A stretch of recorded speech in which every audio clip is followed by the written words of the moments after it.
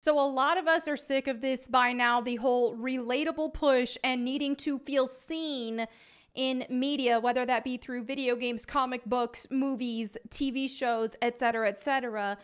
We're seeing a huge rise in them casting characters, recreating characters, redesigning characters, and completely changing characters beyond recognition, all in the name of inclusivity instead of actually A, staying faithful to the original characters that they're changing, and B, making characters that people want to aspire to be like. Instead, they're turning characters into themselves. I mean, with a plethora of self-inserts that we're seeing over and over again. But even beyond that is instead of, whereas used to we saw characters that were amazing, incredible, people that we aspired to be like and that we wanted to emulate.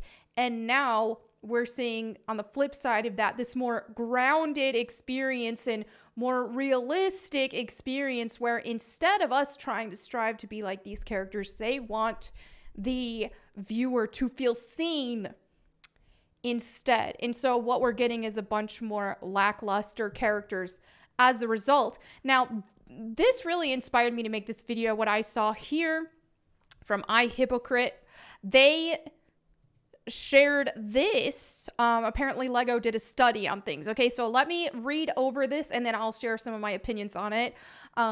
But this supposedly Lego did a study. I don't know the source on this, so if anybody knows, feel free to let me know in the comments. But regardless, it does make a lot of sense. So listen up. Lego did a study when they created the Lego Friends line for girls, where they discovered that when a boy plays with a toy of a character, he tries to become the character. And when a girl does the same thing, she tries to make the character become her. So if you give a boy a Batman toy, he's going to want to know everything there is to know about Batman, and he'll try to think and talk like Batman when he plays with the toy. The little girl, on the other hand, is going to make Batman go shopping, bake cookies, and go to the prom. That's not to say there aren't exceptions on both sides, but that's the data that allowed Lego to finally get a foothold on the girls' market after decades of failed attempts. If you look at how women approach things like Star Wars or remakes of animated movies, is it any wonder that so many of them want to reinvent the IP, either by feminizing it or changing the main character to look like them?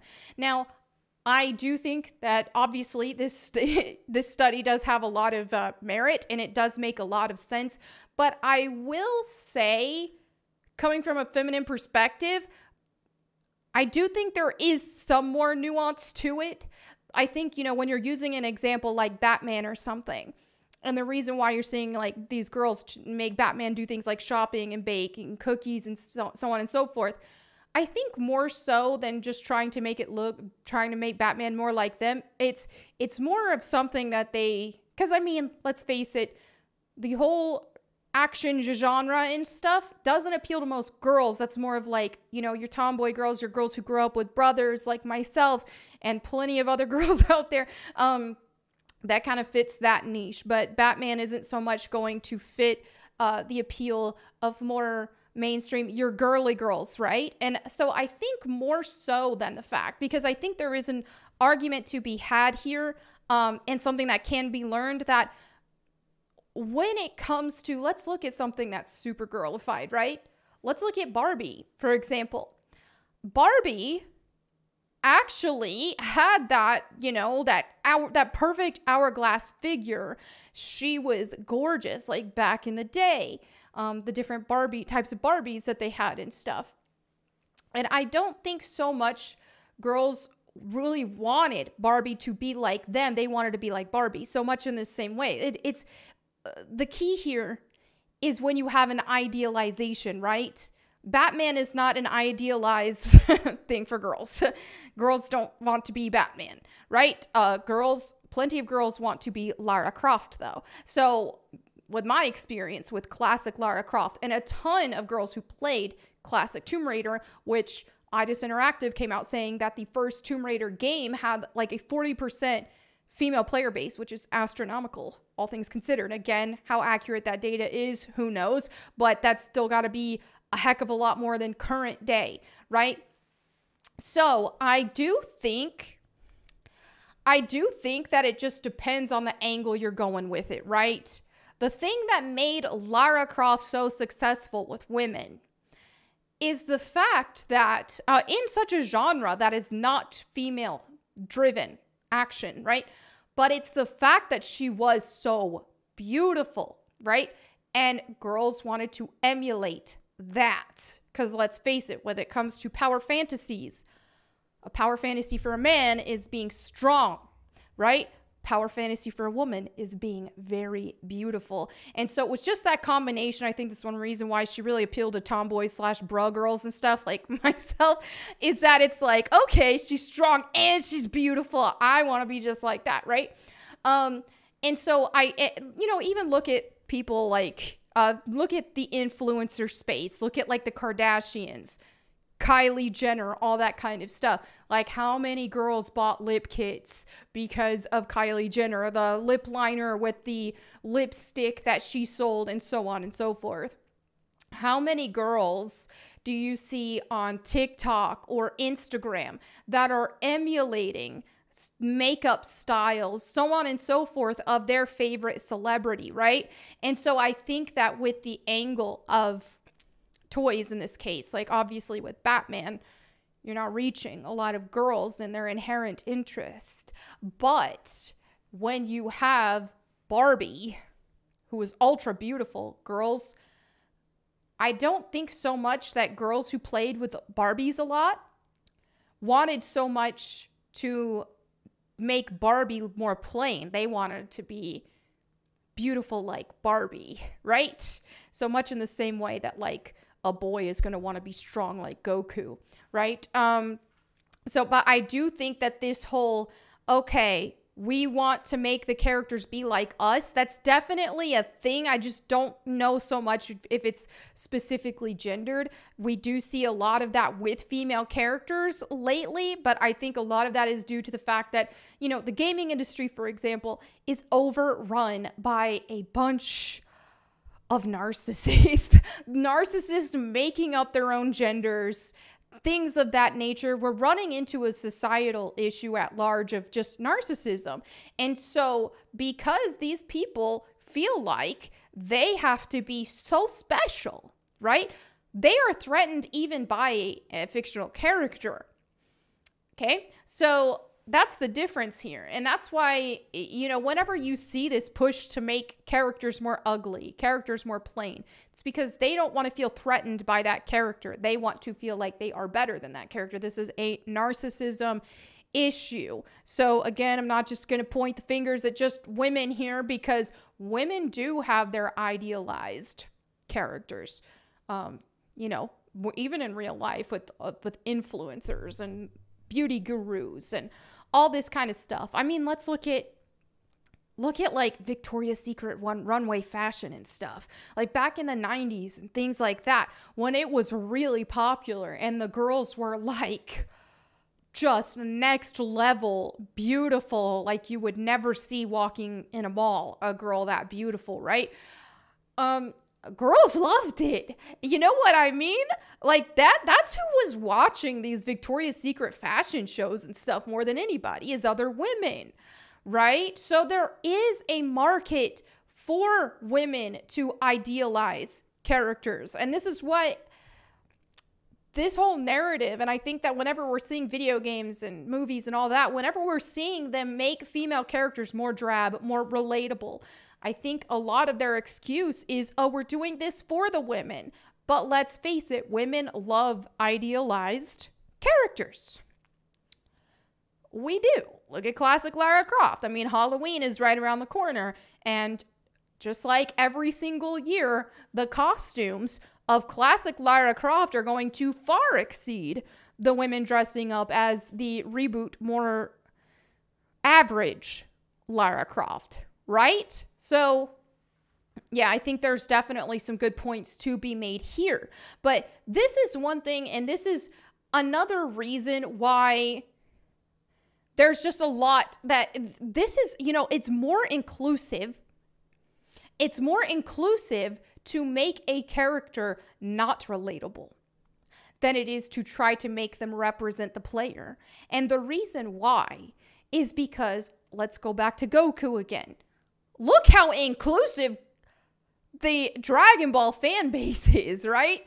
You got all kinds of dudes from every different race and background and this and that are just like, oh man, I'm just like Goku for real. I want to be just like Goku for real. And that is more inclusive because instead of, okay, only people who look like Goku can identify with Goku, well, then you're really limiting yourself to who you're trying to reach. And so whenever you create a character who is an idealization and is just grander than anybody you're going to see walking down the street, you're going to reach a lot more people because a lot more people are going to want to aspire to be like that character. And it doesn't even matter if that character looks like them or not. That doesn't take away from the inclusion of it because that character is already so far above and beyond real life anyway. No one, hardly anyone, if not anyone at all, I mean, unless you're Angelina Jolie, are not going to meet this standard. You know, extremely, extremely rare. So it's an unattainable standard that is like an escape. It's like goals, man. Goals. And so you really, it makes no sense to do this whole inclusivity angle where games have to reflect a very niche audience and only appeal to people who look like this. This is why we're seeing so few remarkable new characters, especially in the female space. How many female characters modern ones, are going to hold up to classic Lara Croft, are going to hold up to, you know, your classic BloodRayne, those sort of characters?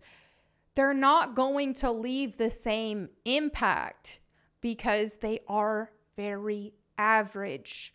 And average is boring. Average will not stand the test of time. It just won't. And so these companies pushing for inclusivity all the time and focusing so much on, oh, you need to be seen, they're doing a disservice to everybody, and they're actually being less inclusive in the process. You know, if they wanted to organically create, let's say, a new female character that is, you know, really good at what she does, like larger than life, and say they made her black, for example, because, you know, they just wanted to make this bombshell black woman and that's her story and she looks like unreal, like gorgeous and all this kind of stuff.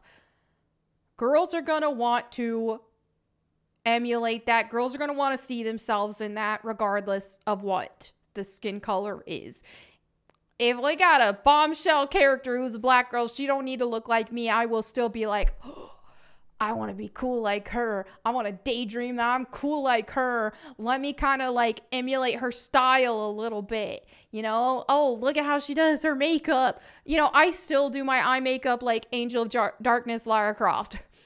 That has, I never stopped, right? I never stopped. I was a teenager when Angel of Darkness came out. That's what inspired my makeup style. I've here and there tried to venture with different stuff, and I always go back to this. There's a reason that was a pivotal time in my life where this character, I wanted to emulate her, that sort of thing. So, yeah, I just found this interesting and wanted to kind of dissect it and talk about it. I'm curious to know what you guys think in the comments below. I know it is so easy to just point and say, women are doing this, women are doing this. And in some cases, it is the fault of women because it's a lot of women that they're hiring onto these projects who aren't already existing fans of this kind of stuff. Because, again, these are male-dominated things that we're talking about when it comes to action figures, video games, comics, and that sort of thing. There is, however, an actual base of females who enjoy this kind of stuff. Your bra girls, tomboys. girls who grew up with brothers. You're anomalies, right? So again, I don't so much think that this is completely a gendered thing. I think more or less it's a narcissism thing, and that's just what we're struggling with society right now. Everybody wants to be the main character in life, and to the point to where they are threatened by fictional characters, just where we're at. But anyway, thank you all so much for hanging out with me today. Let me know what you think in the comments below. I will catch you next time, and in the meantime, go boom.